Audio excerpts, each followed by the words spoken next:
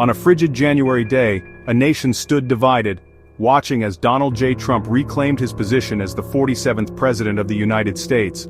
This wasn't 2017, but the inauguration marked a return to power unlike any other in American history. The intervening years had been marked by political turmoil, a global pandemic, and an unprecedented assault on the very heart of American democracy. Yet here he was again, the self-proclaimed comeback kid, ready for his second act on the world stage. The significance of the moment was not lost on anyone. Trump's victory, however narrow, represented a rejection of the status quo and a yearning for his brand of disruptive politics. His supporters saw him as a bulwark against what they perceived as an out-of-touch elite, while his detractors feared a further erosion of democratic norms and a descent into autocracy.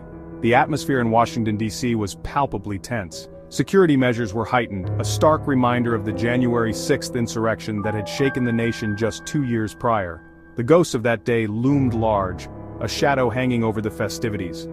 As Trump took the oath of office, his hand on a Bible held by Melania Trump, the world watched with bated breath. What would a second Trump presidency hold? Would it be a continuation of his chaotic first term, or would he govern as a more seasoned, pragmatic leader? Only time would tell. In a departure from tradition, the swearing-in ceremony took place not on the steps of the Capitol, but within the hallowed halls of the Capitol Rotunda. The decision, attributed to security concerns and the biting January cold, did little to dampen the spirits of Trump's loyal supporters, who had gathered in droves to witness the spectacle. The guest list was a veritable who's who of the Republican establishment, interspersed with familiar faces from Trump's inner circle. Former Presidents Bush and Clinton were in attendance, a testament to the enduring tradition of peaceful transfer of power, even in the face of deep political divides. Notably absent were former President Obama and former First Lady Michelle Obama, their absence speaking volumes about the fractured state of American politics. The ceremony itself was a blend of the traditional and the distinctly Trumpian. Carrie Underwood delivered a stirring rendition of America the Beautiful, her powerful vocals echoing through the rotunda. But the musical accompaniment quickly veered into familiar Trump territory, with performances by Kid Rock, the Village People, and a host of country music stars. Beyond the pomp and circumstance, the day was also marked by a flurry of executive orders, a clear signal of Trump's intent to dismantle his predecessor's legacy and swiftly implement his own agenda. Immigration emerged as a key focus, with Trump declaring a national emergency at the southern border and promising a return to his signature hardline policies. Trump's inaugural address was a carefully crafted blend of familiar themes and forward-looking pronouncements. Gone was the fiery rhetoric of American carnage that had defined his 2017 address. In its place was a more measured, albeit no less determined, tone.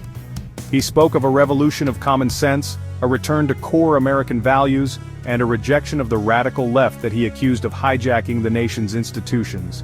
He promised economic prosperity, energy independence, and a renewed focus on America First foreign policy. Yet, beneath the veneer of unity and optimism, there were glimpses of the same divisive rhetoric that had come to define his presidency.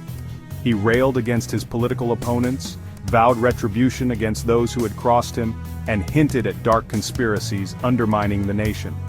The speech was, in many ways, a reflection of Trump himself, a mix of contradictions, a blend of ambition and grievance, a figure who simultaneously embodied both the hopes and fears of a deeply polarized nation.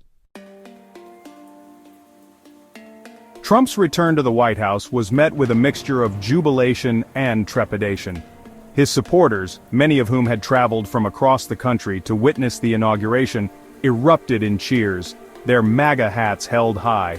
For them, it was a day of victory, a validation of their beliefs, and a promise of better days to come. But for others, it was a day tinged with anxiety and uncertainty. Protests erupted in cities across the country, a visible manifestation of the deep divisions that continued to plague American society. World leaders offered cautious congratulations, their words carefully chosen, their expressions betraying a mix of curiosity and concern. The international community, still reeling from the tumultuous events of the past 4 years, watched with a sense of apprehension. Trump's unpredictability, his disdain for multilateralism, and his penchant for unilateral action had left many world leaders wary. As the sun set on Inauguration Day, one thing was clear: the Trump presidency, round 2, had begun.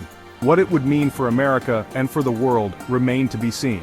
However, one thing was certain: the next 4 years promised to be anything but ordinary.